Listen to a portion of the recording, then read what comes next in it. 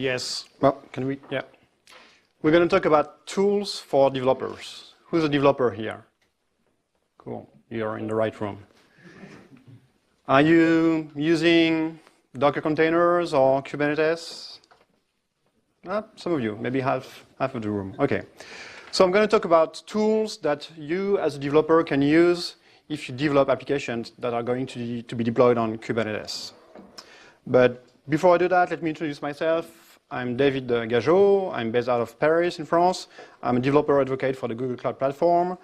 Before that, I was an engineer at Docker when I worked on developer tools. You can join me on GitHub, Twitter, Instagram with the same Gageot. So Kubernetes is a good tool, right? But it was created by people with ops background, mostly. And your company is going to use Kubernetes, and you as a developer, you're going to face that situation. The state of developer tools for Kubernetes is, the house is on fire, right? There's a lot of tools out there. Most of them are very new. Lots of them are broken. It's quite complicated, right? So because there's too many tools, I'm going to add some more, okay? So I'm going to talk to you about a set of tools that are all open source. All of them were created at the origin by Google, but now there's external committers to them, okay? But before I talk to you about those tools, I'm going to show you a very simple scenario. So I'm a developer. I'm going to work on a Hello World application. The most simple Hello World application. It's written in Go. Here's the code. And I can just run it this way. It prints Hello World every second, okay? So I wanted to containerize it, so I wrote a Docker file, like the simplest Docker file possible. Don't copy that one. This is not a best practice to write such a Docker file. You should use multi-stage build, but it does the job of containerizing my application. I can Docker build, and I can Docker run. Yeah, hello world. Now I want to deploy that on Kubernetes, okay? So I wrote the simplest YAML file that I can write to deploy that on Kubernetes. It's a pod that references the image name, and if I use the kubectl command to apply this pod, it's scheduled on my Kubernetes cluster. By the way, for my demo, I'm running everything locally. I'm running with Docker for Mac. Do you know Docker for Mac or Docker for Windows? Oh, not a lot. Okay, so you should definitely try Docker for Mac. It's not because I was part of the team who created it. It's because it's a good tool. And one thing that is interesting with this tool is that you can now just, with a single click, have a single node Kubernetes cluster running on your machine. So it's very good for demo, and it's very good for developers. So my application is hopefully running on Kubernetes. Yeah, my pod is running, and I can see the logs from my container. Yeah, hello world every second. So I deployed my first application on Kubernetes. Cool, right? But now I'm a developer, so I'm going to change it. I'm going to make it evolve, and here goes the sad things. So I'm going to change my code. I'm going to say hello world. So I need to rebuild everything. So I'm going to rebuild, I'm going to change the image name. Because I changed the image name, I'm going to have to change my YAML. I'm going to apply it again. I'm going to check the logs to see that everything was deployed correctly. Yes, it's deployed correctly. And then I have to do another change, and again, and again. And you can clearly see that this is an infinite loop of pain and suffering. Okay? You have to change the code, Docker build. Sometimes you have to Docker push if you want to publish your image to a registry so that it can be pulled from a remote cluster. Here I'm locally, I don't have to do that, but in real life I have to do it. So it's really a pain. And imagine how complicated it is if it's not an hello world that you're developing. If you're developing microservices, like lots of them, they are maybe spread out in multiple directories, so it's really more complicated. So the first tool I'm going to show you is called Scaffold. Scaffold, you can find it on GitHub, Google Container Tools/Scaffold. It's a CLI tool that makes you happy as a developer. So Who doesn't want that, right? Command line tool, you don't have to install anything on your cluster. It's meant for faster iterative development against any kind of Kubernetes cluster. It's not because it's developed mainly by Google that it works only on Google Cloud. It works on any Kubernetes, on-prem, on the cloud, Amazon, whatever. Let me show you a demo of Scaffold. So before I start with Scaffold, I have to write some more YAML. Yeah, who doesn't like YAML? Yeah. So I'm gonna skip that phase and just scaffold in it. It will discover the sources in my repository. It will say, okay, you've got only one artifact. I'm gonna give it a name. And I discover that you have only one YAML. Do you want to write this file? Yes. And because I wrote this file, now I can just run scaffold build. And it will build my artifact. It will tag it. It will push it. It's already like 3 phases at once. And if I have multiple artifacts, it will build all of them. Okay, but I mean, it's cool, but it's not great, right? So what I'm going to do is I'm going to do scaffold run -- tail. It's going to build my image. It's going to tag it. By the way, the tag it's somewhere. It's using the git commits to tag my image, so I don't have to think about it. So it's going to push my image. It's going to change the image name inside the YAML, all the YAMLs. It's going to then connect to the pod and stream all the logs. Cool, right? It's like the infinite loop is maybe shorter, but it can be even shorter. I can just do a scaffold dev, and it will do the same thing, but it will also watch my files for changes. If I change something, it will rebuild one image or all images that are impacted by the changes. Let me show that to you. We're going to change a file.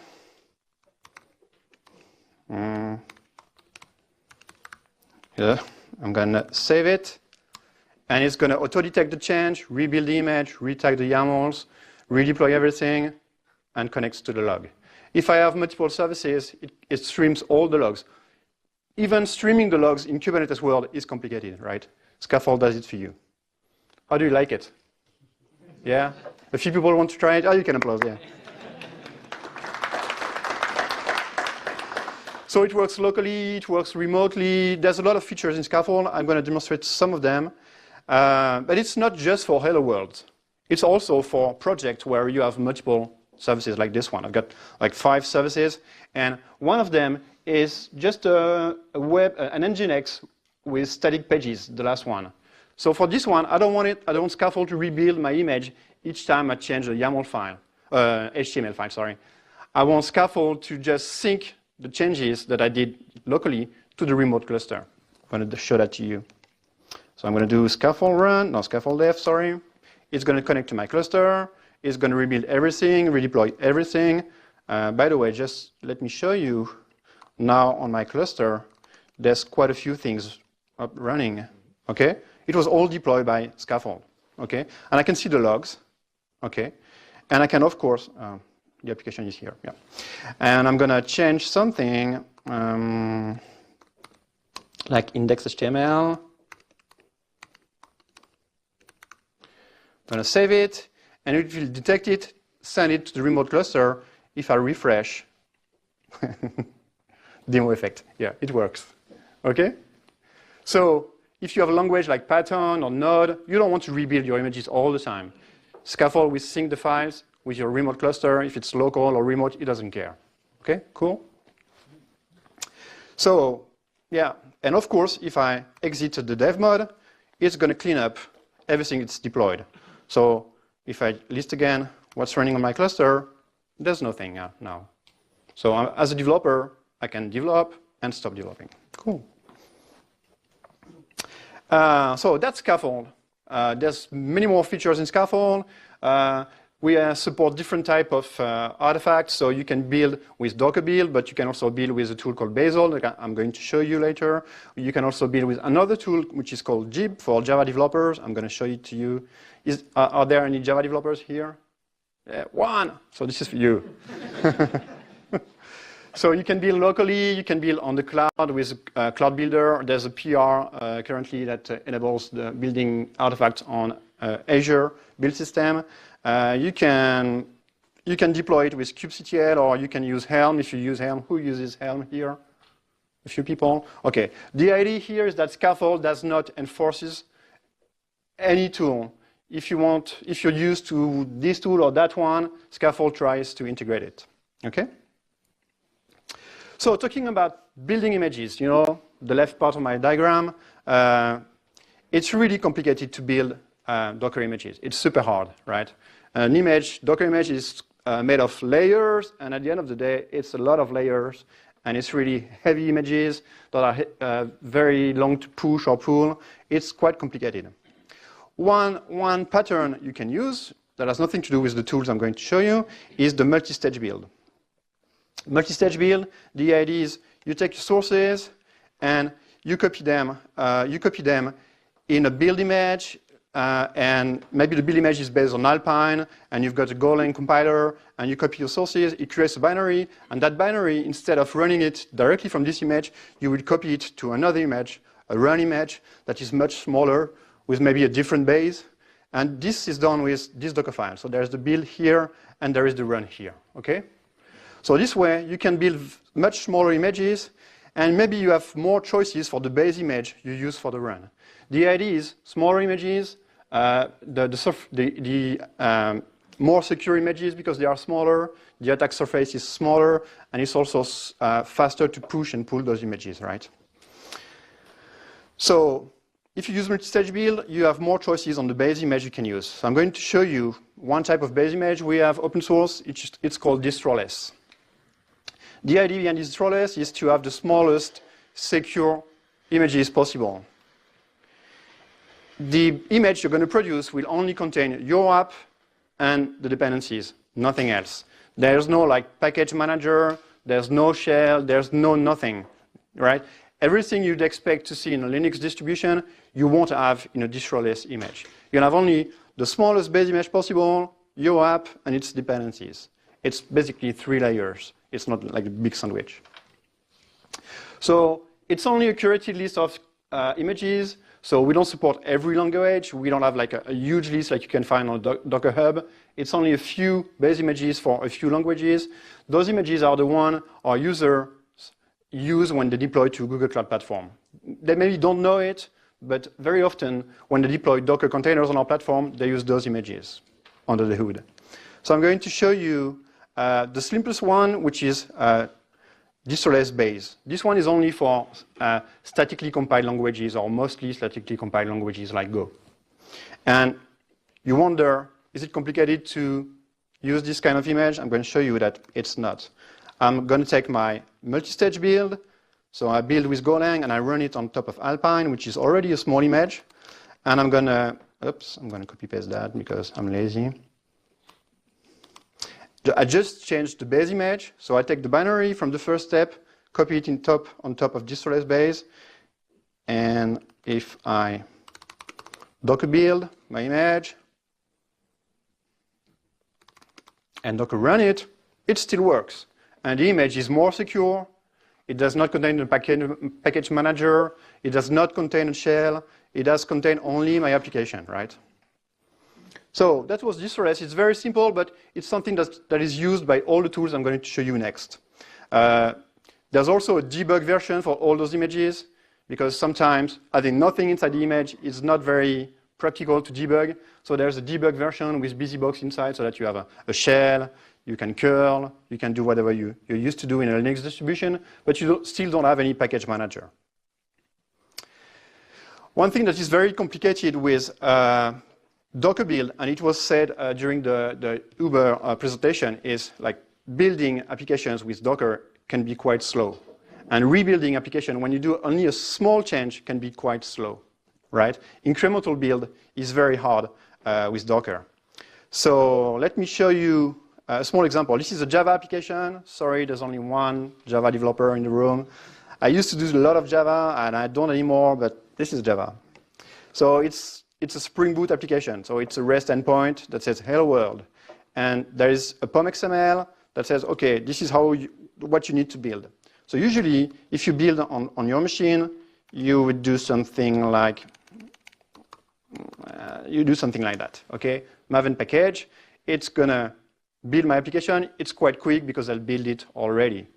And if I change something inside this file, it's OK. It will react to the changes.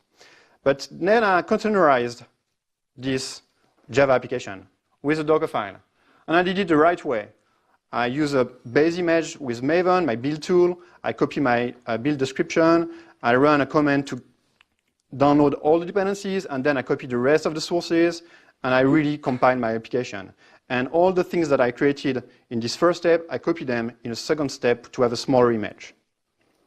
If I do Docker build on that, it's quite quick because I run it already on my machine.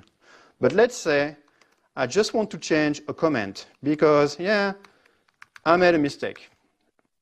What do you think will happen if I do Docker build again? How long do you think it will take?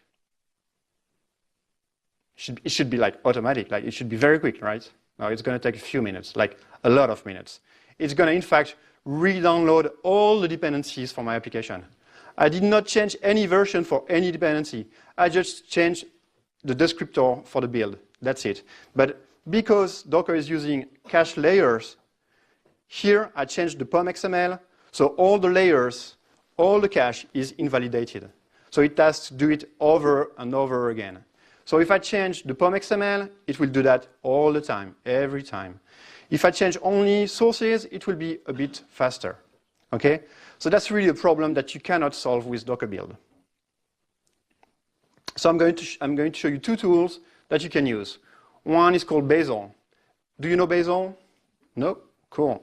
Basil is the open source version of the build tool we have internally at Google. So the idea is we have a huge project at Google. It's like terabytes of sources. And we build it with a tool called Blaze. And the open source version of Blaze is Basil.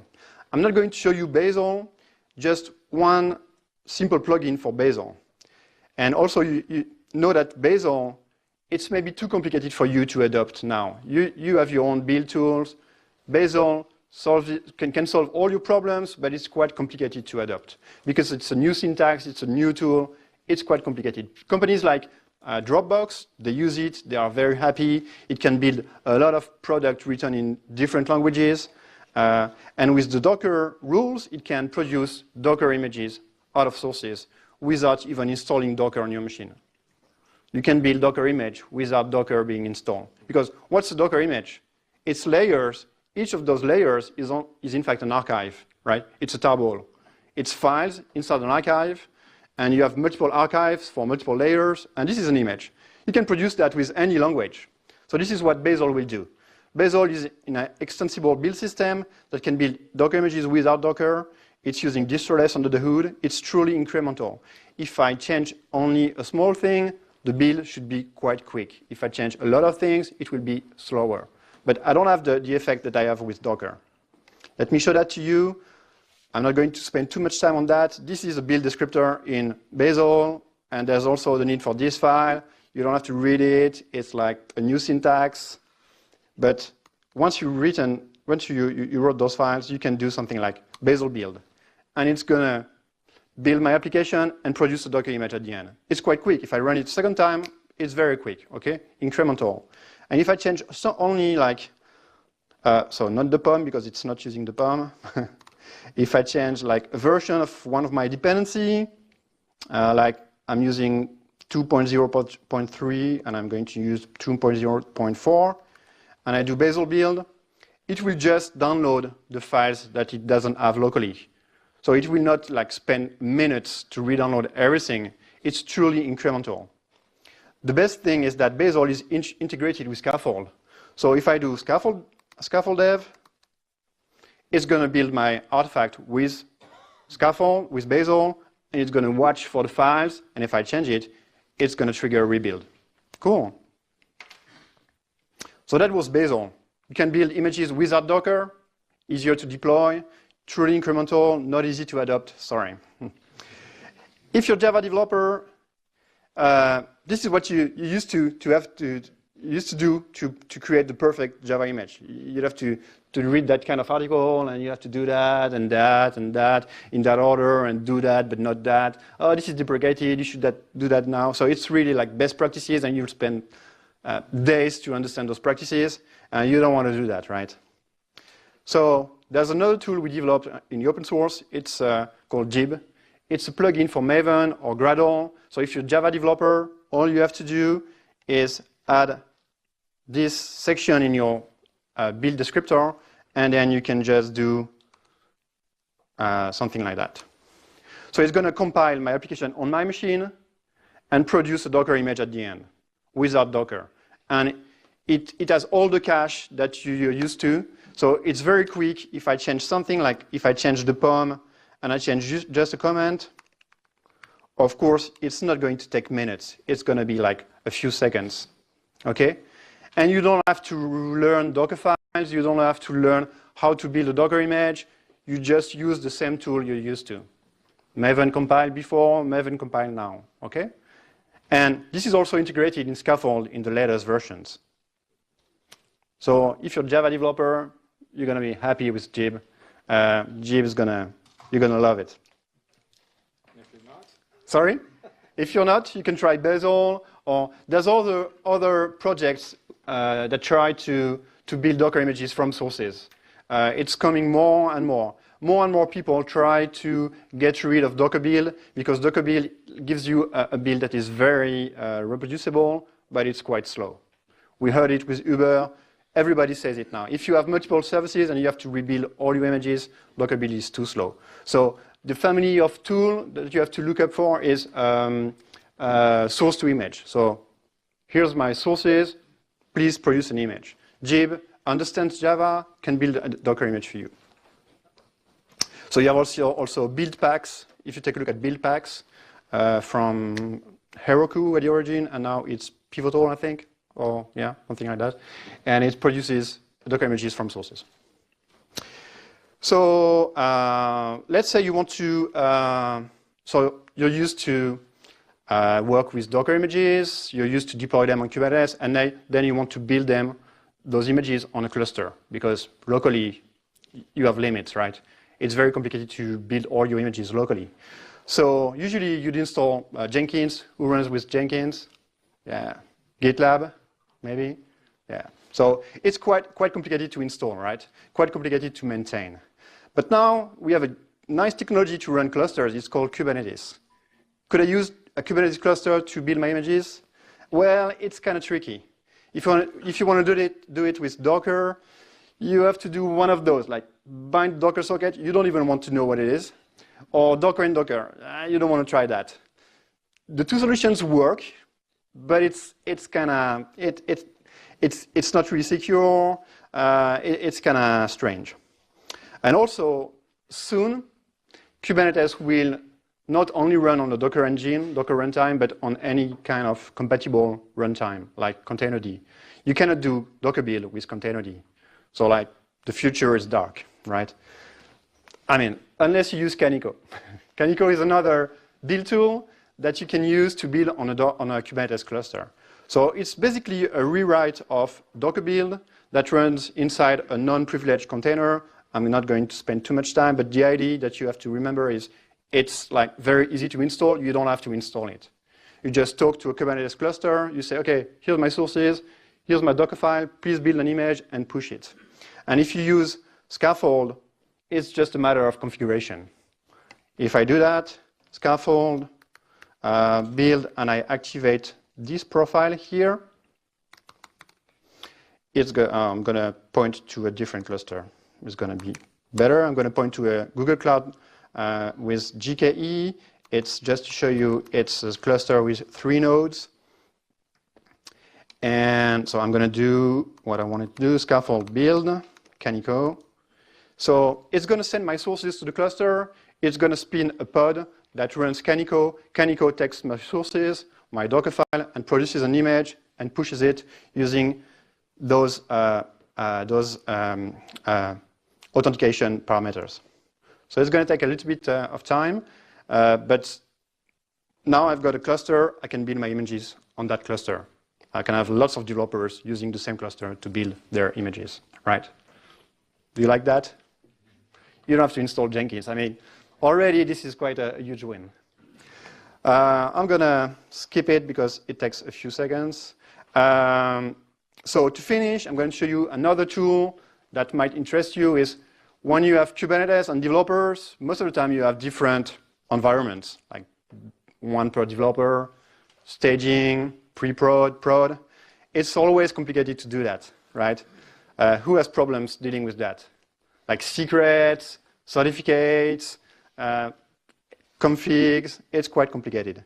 And usually what you end up doing is you take your YAML files, you put like placeholders, and you replace things with environment variables or templating engine like Jinja or things like that, and it's a nightmare to maintain. You have like YAML files that you cannot use without this tool, and then you need to inject values. It's quite complicated.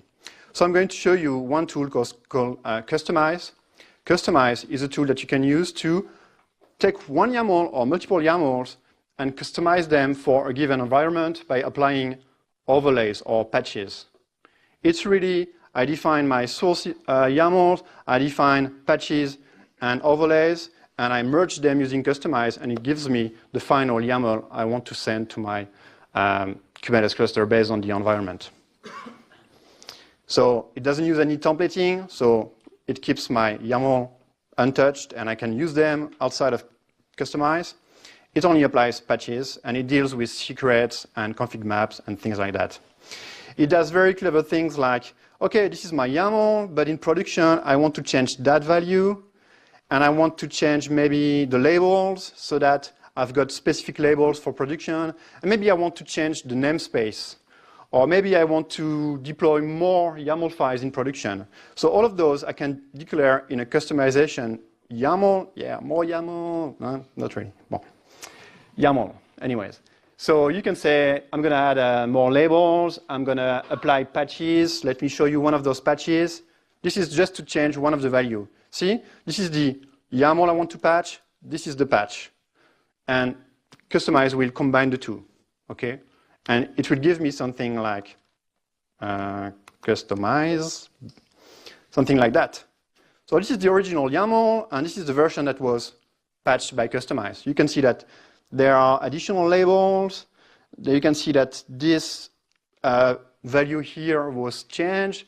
You could have injected secrets, additional configs, everything you want to do, and you can have multiple overlays, because one overlay is not, I mean, it's not complex enough, right? You want to apply a lot of them. I don't know.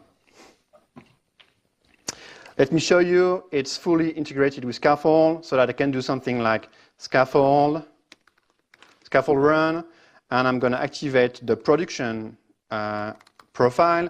That's going to do two things: apply the customization with Customize, and it's going to build my application not locally, but using Google Cloud Build that will give you a fast build that is really reproducible, and it doesn't depend on any tool you install on your machine. And when this is finished, it's going to deploy it to my production cluster, and it should say, hello, production. And if it works, I mean, that's the demo effect, right? So usually it works. Yeah? Please cross fingers, all of you. Yeah! So this was Customize. A very small tool that helps you manage multiple environments. And when I show that tool to a lot of people, they say, oh, it does some of the things that I do with Helm, but it's much simpler. So you should try it. So to sum up, I showed you Customize to handle multiple environments. I showed you Canonical if you want to build securely on a cluster without installing a lot of things beforehand. I showed you Jib for the Java developer in the room. And I showed you Basil that gives you an idea of what a very good performant incremental tool can do for you. I showed you Distroless, which gives you more secure images. And of course, I showed you Scaffold.